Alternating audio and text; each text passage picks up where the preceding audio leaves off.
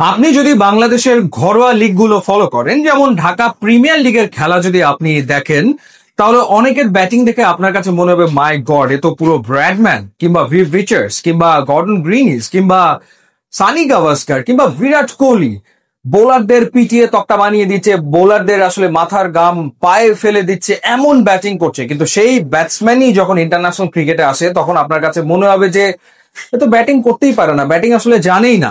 কিংবা আপনি যদি বিপিএল দেখেন, স্পেশালি গত কয়েকটা সিজন, সেখানে অনেকের ব্যাটিং দেখে আপনার মনে হতে পারে মাই গড, কুইন্টন ডিককের মতো খেলছে, কিংবা আপনার কাছে কাছে মনে হতে পারে যে ম্যাক্সওয়েলের মতো ব্যাটিং করছে। সেই প্লেয়ার যখন আবার ইন্টারন্যাশনাল ক্রিকেটে আসছে তখন মনে হচ্ছে ব্যাটই তো আসলে ধরতে পারছে না। এই যে যে বিস্তর ফারাক ঘরোয়া ক্রিকেটের সাথে আন্তর্জাতিক ক্রিকেটে, সেটা আসলে কেন, কি কারণে?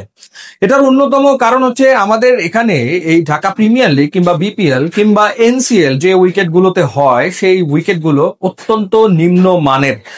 একে হচ্ছে বাংলাদেশে ইন্টারন্যাশনাল মানের ক্রিকেটারের সংখ্যা সত্যিকার অর্থেই কম। যদি আমরা সংখ্যায় বিবেচনা করি, সেটা 30-এর ওপরে না। এই 30 জনের ভিতরে আসলে ওয়ার্ল্ড ক্লাস লেভেলের প্লেয়ার এই মুহূর্তে আমাদের আছে হাতে গোনা 5 জন সর্বোচ্চ, এবং বাকিরা হয়তো ওয়ার্ল্ড ক্লাসে বি গ্রেডে বা সি গ্রেডে পড়বে। আর ওভারঅল 30 জন আছে যারা ইন্টারন্যাশনাল ক্রিকেটে মোটামুটি আসলে খেলতে পারে। এটা হলো বাস্তবতা।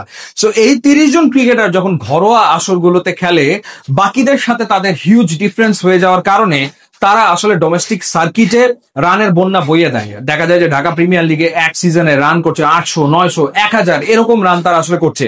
কারণ বাকি যে ক্রিকেটাররা তাদের মান আরো খারাপ, সেই কারণে তারা রাজ করতে পারে। কিন্তু তারা তো আসলে ইন্টারন্যাশনাল স্ট্যান্ডার্ড না। আমাদের লিগ বা আমাদের ওভারঅল ক্রিকেটের মান তো আসলে ওই পর্যায়ে না। এটা গেল এক। দ্বিতীয়ত আরেকটা ব্যাপার হচ্ছে যে এত এত লিমিটেশন। যেমন এই কিছুদিন আগেও নিশ্চয়ই আপনারা শুনেছেন যে আম্পায়ারিং নিয়ে কি রকমের কাণ্ড কারখানা এখানে আসলে হয়। পার্টিকুলারলি ক্ষমতাধর কোনো ক্লাবের হয়ে আপনি খেলতে নামলে আপনি জানেন যে এলবিডব্লিউ আসলে হবে না। তো আপনি যখন খেলছেন তখন আপনি জানেন এলবিডব্লিউ হবে না, তো তখন আপনি যেভাবে ব্যাটিং করবেন আর যখন ইন্টারন্যাশনালি খেলতে আসবেন তখন তো আসলে আপনি বিপদে পড়ে যাবেন। সেই ঘটনাটা ঘটে। এই কারণে বাংলাদেশের ব্যাটাররা অনেক ক্ষেত্রে দেখা যায় যে এলবিডব্লিউ শিকার হয়, রাশিদ খানের বল খেলতে পারে না। সো একেই হচ্ছে স্কিলের অভাব, ল্যাক অফ স্কিলস। দ্বিতীয়ত হচ্ছে এই এই ধরনের যে নেতিবাচক ঘটনাগুলো ঘটে, দুর্নীতিগুলো ক্রিকেটের ক্ষেত্রে হয়, এই যে আম্পায়ারিং নিয়ে যে ধরনের 9-6 চলতে থাকে, এরপরে আপনার উইকেটের যে মান, স্পেশালি বিকেএসপিতে খেলা হলে ব্যাটাররা আসলে রানের পর রান করতে থাকে, সেঞ্চুরি পর সেঞ্চুরি মারতে থাকে, তার কারণে সামগ্রিকভাবে স্কিলটা আসলে উপরে ওঠে না। এটা গেল আরেকটা দিক। আরেকটা দিক হচ্ছে মানসিকতা, মেন্টালিটি। আমাদের ক্রিকেটাররা ডোমেস্টিক ক্রিকেট সিরিয়াসলি নেয় না। মানে তারা এখানে খেলে, এটা আসলে অনেকটা পিকনিক ক্রিকেটের মতো। আমাদের যে টপ 5 ক্রিকেটার্স যেমন সাকিব আল হাসান, তামিম ইকবাল, মুশফিক মাহমুদুল্লাহ রিয়াদ, মাশরাফি বিন মুর্তজা, অনেক সময় তারা আসলে আমাদের ফার্স্ট ক্লাস ক্রিকেট খেলতোই না। কারণ তারা নিজেরাই বলতো যে পিকনিক ক্রিকেট, এর কোনো মান নাই, কোনো স্ট্যান্ডার্ড নাই, কেন তারা খেলবে, কি কারণে খেলবে। সেই জায়গার যে পরিবর্তনটা দরকার, সেই পরিবর্তনটা আজ অব্দি আসলে এখন পর্যন্ত হয়নি। না হওয়ার কারণে আসলে মান কোনোভাবে ইমপ্রুভ করছে না।